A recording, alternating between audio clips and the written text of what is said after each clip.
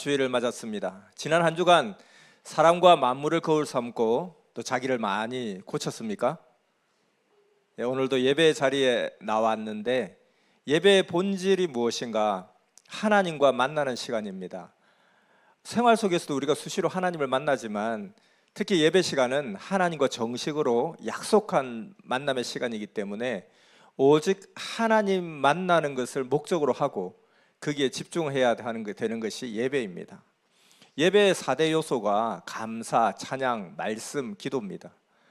이것은 예배가 감사와 찬양으로 하나님께 나아가서 하나님을 만나고 오직 말씀을 듣고 실천하겠다고 결심하고 그리고 그 실천할 수 있는 힘을 달라고 기도하는 것이기 때문입니다. 그래서 예배 시작부터 끝날 때까지 오직 하나님과 깊이 만나는 데 집중하고 예배가 끝나고 나면 하나님을 깊이 만난 체험이 남아져야 되는 것입니다. 오늘부터 매 예배 때마다 그런 은혜와 감동, 하나님을 만나겠다, 그런 마음이 처음부터 끝까지 계속 지속되면 좋겠습니다.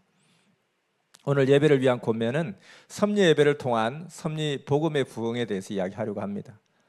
요즘 한국 기성교회의 고민은 어떻게 하면 젊은이들이 교회로 오게 하나 하는 것이 제일 큰 고민입니다. 그래서 주차장을 넓혀야 하나, 카페를 만들어야 하나, 예배 시간을 줄여야 하나, 찬양을 더 신나게 해야 되나, 조명을 더 화려하게 해야 되나, 설교를 짧게 해야 되나, 아니 아예 설교를 토크쇼 형식으로 바꿔야 되나 하면서 이 젊은이들이 오게 하려면 문턱을 낮춰야 된다, 이런 생각을 많이 합니다. 편하게 오세요, 부담 갖지 마세요, 청바지 입고 와도 됩니다, 커피 마시며 예배 드려도 됩니다. 이게 현대 교회의 전략입니다. 미국 교회들은 더 극단적입니다. 락 콘서트 같은 찬양, 스타벅스 같은 로비, 영화과 같은 좌석. 어떤 교회는 예배 시간을 45분으로 제한하는 교회도 있습니다.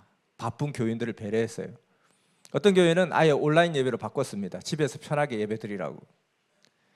이 교회가 세상과 비슷해지려고 애를 쓰고 있습니다. 세상 사람들이 불편해하지 않게 세상 문화에 맞춰서 세상과 소통하기 위해서, 이게 지난 30년 동안 미국 교회가 걸어온 길이었거든요. 한국 교회도 비슷하게 따라가고 있습니다. 대형 교회일수록 더 그렇습니다. 근데 그렇게 했더니만 충격적인 일이 벌어졌어요. 교회가 문턱을 낮추다가 아예 없애버리려고 하는 이 시대에 전혀 반대되는 현상이 일어나고 있다는 것입니다. 뭐냐면 미국에서 가장 불편한 교회에 젊은이들이 오히려 몰려가고 있다는 것입니다. 그 교회가 어디냐? 정교회입니다. 정교회 아시죠? 영화에 보면 왜 이렇게 까만 옷을 입고 막 모자 굉장히 높이 쓰고 그리고 찬양도 막 이렇게 응얼거리는 찬양하고 그리고 향 피우고 초로, 예배 시간이 2시간이 넘고 예배 내내 서서 있어야 됩니다. 그리고 1600년 전에 만들어진 기도문을 그대로 낭독합니다. 1년의 절반을 금식해야 됩니다. 그리고 입교하려면 1년 넘게 교육을 받아야 됩니다. 근데 얼마나 불편한 교회입니까? 현대 교회 기준으로 보면 얼마나 시대착오적인 그런 교회입니까? 그런데 놀라운 일이 벌어졌습니다. 지난 10년 동안 미국에서만 10만 명이 정교회로 개종을 했다는 것입니다. 근데 그것도 대부분 젊은이들, 20대, 30대, 40대 초반에 생각 많고 세련된 엘리트들이 그렇게 개종을 하더라는 거예요. 이들이 왜 가장 불편한 교회로 스스로 갈까? 미국의 가장 진보적인 도시들에서조차도 정교회가 부흥하고 있고 미국에서 가장 힙한 그 도시에서도 정교회가 부흥하고 있습니다. 말이 안 되는 소리죠. 그런데 더 충격적인 것은 이 개종자들의 대부분이 대형 복음교회 출신들이라는 거예요. 화려한 찬양, 세련된 설교, 멋진 시설, 이런 걸 다 경험한 사람들입니다. 그런데 그들이 그 모든 것을 버리고 정교회로 왜 갔을까? 여기서 중요한 진실을 발견하게 됩니다. 교회가 잃어버린 것이 무엇인지, 젊은이들이 진짜 원하는 게 무엇인지 지난 수십 년간 너무나 착각을 하고 있었다는 거죠. 그게 뭐냐면 젊은이들은 편한 걸 원한다, 쉬운 걸 원한다, 재밌는 것을 원한다, 이겁니다. 그래서 교회를 카페처럼 만들고 예배를 콘서트처럼 만들었습니다. 근데 결과는 젊은이들이 다 떠났습니다. 왜 그랬냐면 미국 정교회 붐이 답을 주고 있습니다. 젊은이들이 원하는 것, 편안함, 쉬움, 재미, 이게 아니라는 거예요. 정말 원하는 것은 편안함이 아니라 진정성을 원했다는 거죠. 쉬움이 아니라 깊이를 원한다는 겁니다. 재미가 아니라 본질을 원한다는 거죠. 정교의 붐은 하나의 신호가 될 수 있습니다. 가벼운 신앙의 시대가 저물고 무거운 복음의 시대가 오고 있다 하는 신호라는 거예요. 젊은이들이 깨닫게 된 것은 편안한 게 좋은 게 아니고 진짜가 필요했구나. 우리는 물어야 됩니다. 어떻게 하면 신앙을 더 편하게 만들까가 아니라 어떻게 하면 복음의 무게를 정직하게 드러낼 수 있을까? 우리가 믿는 복음은 정말 인생을 걸 만한 가치가 있는가? 우리의 교회는 세상과 다른 무언가를 제공하고 있는가?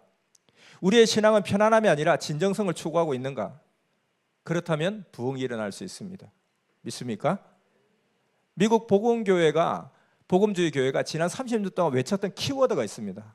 뭐냐면 관련성입니다. 세상과 관련이 있어야 된다. 세상 사람들이 이해할 수 있어야 한다.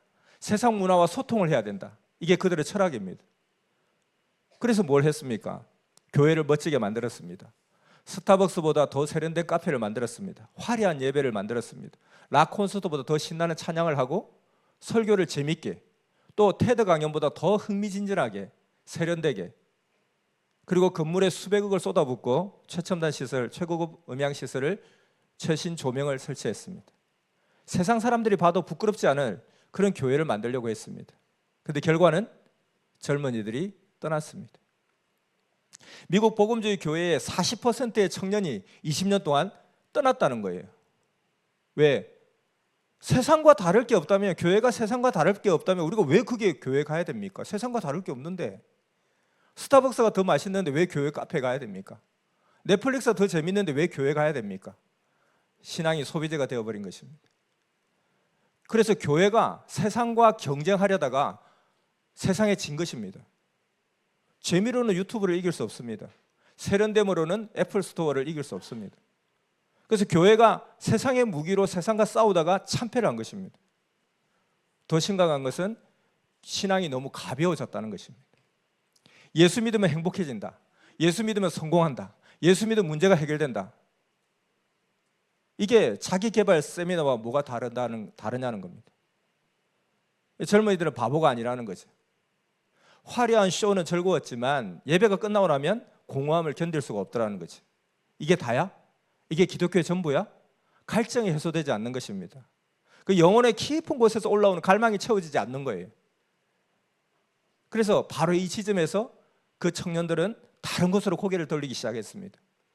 그래서 정교회로 개종한 사람들의 그 부류를 크게 세 부류로 나눠보면, 첫 번째는 복음주의 대형교회 출신들입니다. 화려한 찬양, 멋진 설교 다 경험했습니다. 그런데 뭔가 허전해요.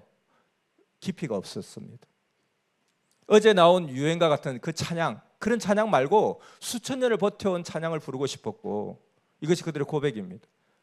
두 번째는 진보적 교단 출신입니다. 사회 정의, 인권, 환경 이야기는 너무 많이 들었습니다. 교회에서. 근데 거룩함은 어디 갔나? 신비는 어디 갔나? 교회에서 정치 이야기는 많이 하는데 하나님은 보이지 않더라는 거예요. 이게 그 교회를 떠난 이유였습니다. 세 번째는 아예 비신자였어요. 비신자. 유튜브를 통해서 종교를 알게 되었습니다. 이게 진짜 지적인 종교구나. 단순한 감정이 아니라 깊은 철학이 있구나. 이렇게 설득당해서 개종을 하게 되었다는 거예요. 그러니까 이러한 사람들의 공통점이 뭐냐? 생각이 많은 사람, 질문이 많은 사람, 왜 믿어야 하는지, 무엇을 믿어야 하는지, 어떻게 믿어야 되는지, 이런 질문에 대한 답을 원했던 사람들입니다. 근데 현대교회는 뭐라고 합니까? 그냥 믿어. 성경에 그렇게 써 있으니까 믿어. 의심하지 말고 믿음으로. 이게 그들에겐 답이 안 됐습니다. 한국 교회도 한국 기성교회도 청년부가 줄어들면 카페를 만들자, 예배 시간을 줄이자, 찬양을 더 신나게 하자, 이게 대책이라는 거예요. 그래서 성도를 고객으로 대하고 있습니다. 고객 만족, 고객 편의, 고객 니즈 파악.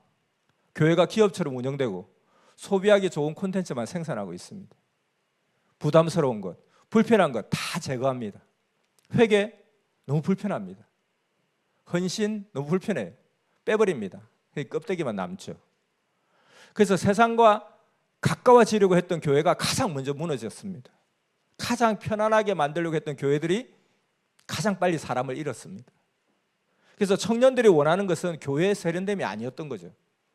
세상 어디에서도 대체할 수 없는 하나님과의 강렬한 만남, 인생을 걸 만한 가치가 있는 본질, 이것을 원했던 것입니다. 여러분도 그렇습니까? 우리 섭리가 그렇잖아요. 이 정교의 붐은 하나의 신호가 될 수 있습니다. 가벼운 신앙의 시대가 저물고 무거운 복음의 시대가 오고 있다는 신호입니다. 젊은이들이 정말 깨닫게 된 것은 편안한 게 좋은 게 아니고 진짜가 필요하겠구나. 그래서 이렇게 미국 교회의 지난 30년의 그 전철을 그대로 한국 기성교회는 밟아가고 있습니다. 그게 우리의 섭리가 유일한 희망 아니겠습니까? 물이 없어 가람이 아니요, 양식이 없어 주림이 아닌 하나님의 진리 말씀을 듣지 못한 영적 기갈이 가득한 이 시대에 우리가 진정성을 잃지 않는다면 모든 사람이 섭리의 우물가로 찾아올 수밖에 없습니다. 우리가 믿는 복음은 정말 인생을 걸 만한 가치가 있는지, 우리 교회는 세상과 다른 무언가를 제공하고 있는지, 우리의 신앙은 편안함이 아니라 진정성을 추구하고 있는지, 그렇다면 부흥은 일어납니다. 예배의 본질로 승부를 걸어야 됩니다. 예배에 목숨 걸고 예배로 선교해야 됩니다. 하나님과의 정식 만남의 시간인데 먼저 와서 준비해야 되지 않겠습니까? 우리가 어떤 사람과 약속을 했을 때 그 사람에 대한 내 마음의 자세가 내가 시간에 나아가는 내 행동으로 표현됩니다. 하나님과의 만남이라고 우리가 믿고 하나님을 귀하게 생각한다면 아마 설레는 마음으로 일찍 올 것입니다. 오늘도 섭리의 부흥을 기대함으로 온전한 예배 드리고 하나님을 뜨겁게 만나는 예배가 되기를 원합니다. 기도하겠습니다. 사랑하는 성삼위 하나님, 진실로 진정한 신앙을 하기를 원합니다. 진심으로 깊이 하나님을 만나는 시간이 되기를 원합니다. 참으로 정말 또 예배 끝나고 나면 공허함이 남는 것이 아니라 숙제를 했다 하는 마음으로 끝나는 것이 아니라 하나님을 깊이 만나는 그 뜨거운 심정의 기쁨이 가득 남아지는 예배 되기를 원하오니 역사하시고 함께하여 주시옵소서. 사랑하는 예수님의 이름으로, 주님의 이름으로 감사함으로 기도드렸습니다. 아멘.